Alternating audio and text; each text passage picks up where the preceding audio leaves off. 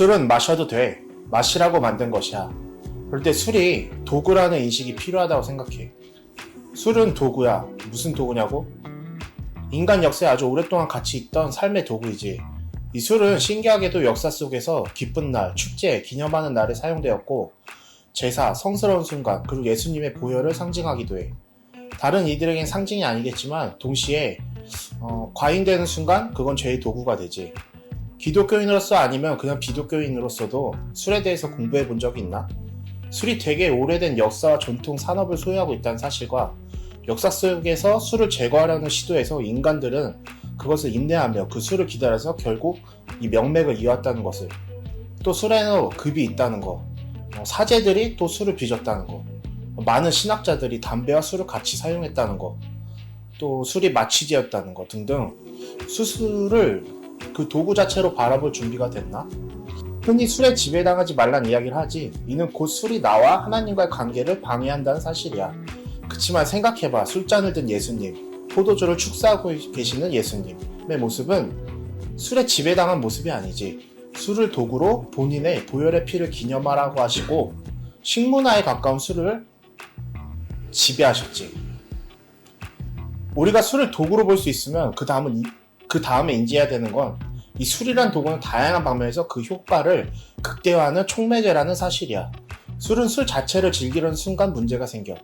우리가 어떤 모임에서 술을 마신다고 보면 대화의 솔직함과 유연성을 부여해주는 건 술이 할 수 있는 역할이지.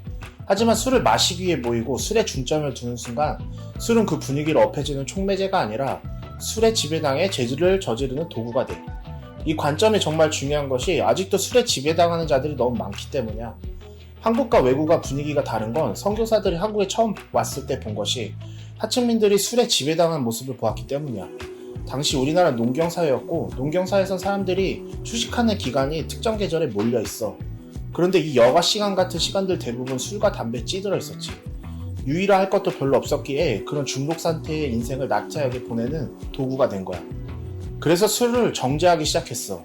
문제는 우리가 도구를 인식한 변화가 필요한 것인데 그냥 그 도구 자체가 돼버린 상황이기 때문에 아직까지도 이 술을 먹네 마네하는 딜레마에 빠져 있는 거지. 다른 예로 마약은 의학용으로는 허가해. 이 부분 다시 생각해보면 마약은 죄로 보이지 않니? 근데 이거 도구야. 내가 의학용으로 쓰는지 이 세상의 일탈을 위해서 쓰는 건지 그건 도구라고, 죄 자체가 아니야. 우리 사회의 술을 관용으로 봐주던 시기가 있었어. 그래서 술을 마시고 일으킨 범죄에는 어느 정도 감형이 되었지. 하지만 세상이 변했어. 이제 더 이상 그렇지 않아. 오히려 가중처벌하는 시대가 도래했지. 술을 마셨으니 이해주자가 아니라 술을 마시고 그런 일을 해? 술이 그 상황을 더 극으로 치닫게 되는 걸 알면서도 술을 남용하다니, 그래서 가중처벌한다, 이렇게 된 거야. 술은 마셔도 돼. 먼저 도구로 인정해. 그리고 공부해. 지배당하지 마. 도구로 인식해서 내가 지배할 수 있어야 돼. 난 술이 체질에도 안 맞고 환경적 요인으로 마시지도 않지만 내가 술을 안 마시는 이유가 하나야. 술을 먹고 취해서 내가 나를 컨트롤할 수 없는 상황이 싫어서지. 누군가 날 지배하는 것이 너무 싫거든. 그건 오직 하나님만 할 수 있는 부분이지.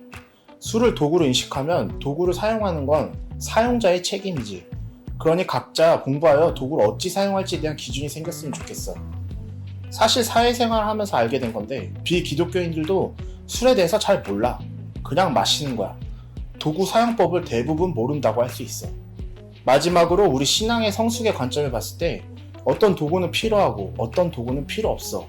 그리고 하나님 만남과 교제하는 매개체들이 줄어들고 순수하게 만나고 있을 때 난 그게 성숙한 신앙인이라고 봐.